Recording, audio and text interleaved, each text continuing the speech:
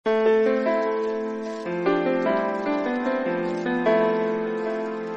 back to the channel. Please kindly make sure to like our video, subscribe to our channel and click on the bell icon for the latest update. आज का हमारा topic है neurotransmitters.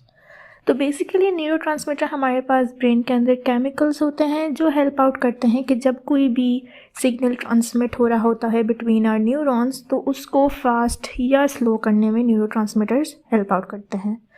Basically हमारे पास दो main neurotransmitters हैं जिनको हम inhibitory neurotransmitter और एक्साइटरी न्यूरोट्रांसमीटर कहते हैं। एक्साइटरी न्यूरोट्रांसमीटर्स बेसिकली हेल्प आउट करते हैं या चांसेस इंक्रीज करते हैं हमारे पास सिग्नल ट्रांसमिशन को तेज़ करने में और एक्साइटमेंट यानी क्रिएट करते हैं कि जिसकी वजह से सिग्नल हमें ज़्यादा अच्छे तरीके से ब्रेन में रिसीव होने के और रेगुलेट होने में हेल्प आउट करता है। तो एक्साइटरी न्यूरोट्रांसमीटर्स की सबसे पहली एग्जांपल हमारे पास है ग्लूटामेट। हमारे पास ये सबसे ज़्यादा कॉमन न्यूरोट्रांसमीटर है ब्रेन के अंदर जो कि हमारी लर्निंग, मेमोरी और ओवरऑल ब्रेन फंक्शंस में काम आता है।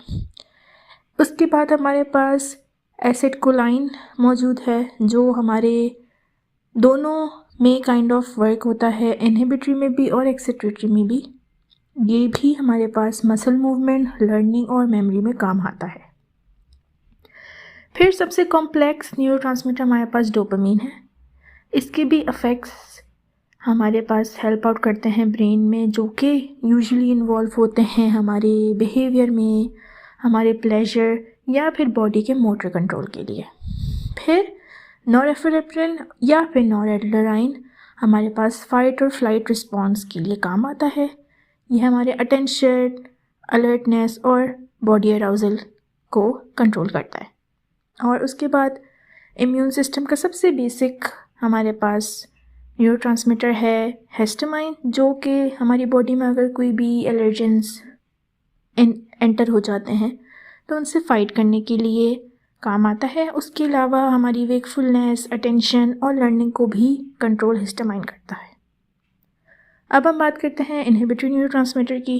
तो बेसिकली इनहिबिटरी न्यूरोट्रांसमीटर जो हैं डिक्रीजेस द लाइक्लीहुड कि न्यूरॉन कोई सिग्नल फायर करेगा ब्रेन में या इलेक्ट्रिकल इम्पल्स को स्लो डाउन कर देता है। तो बेसिकली हमारे पास सबसे ज़्यादा कॉमन गैमा या फिर गाबा न्यूरोट्रांसमीटर मौजूद है। ये सबसे ज़्यादा कॉमन इनहिबिटरी न्यूरोट्रांसमीटर है यानी कि इनहिबिट कर देता है the chances of neuron to fire an electric impulse. इससे हमारी एंजाइटी, स्ट्रेस और ओवरऑल न्यूरल एक्टिविटी कम होती है। उसके अलावा हमारे पास सेरोटोनिन है। सेरोटोनिन हमारी मूड को, स्लीप, एपेटाइट और फीलिंग ऑफ हैप्पीनेस वगैरह को कंट्रोल करता है। फिर आता है हमारे पास ग्लिसाइन। ग्लिसाइन हमारे पास मोटर और सेंसरी फंक्शन हमारे स्पाइनल कॉर्ड या ब्रेन स्टेम को कंट्रोल करता है। फिर हमारे पास एंडोर्फिन्स पाए जाते हैं। Endorphins is associated with pain relief and feelings of pleasure. और उसके अलावा हमारी परसेप्शन ऑफ पेन और सेंस ऑफ वेल बीइंग यानी कि हमारी सोच पे एंडोर्फिन काफ़ी एक्ट करता है।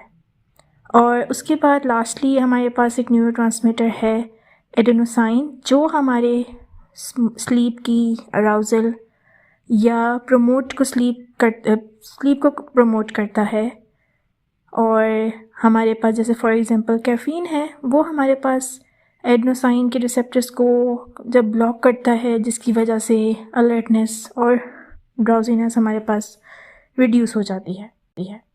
तो ये हमारे पास कुछ कॉमन न्यूरोट्रांसमीटर पाए जाते हैं जो हमारे रोज़मर्रा की ज़िंदगी में हमारी बॉडी और हमारे ब्रेन के सिग्नल्स को कंट्रोल करता है। आज की वीडियो के लिए इतना ही। अगली दफ़ा हम नए टॉपिक के साथ हाज़िर होंगे। Thank you so much.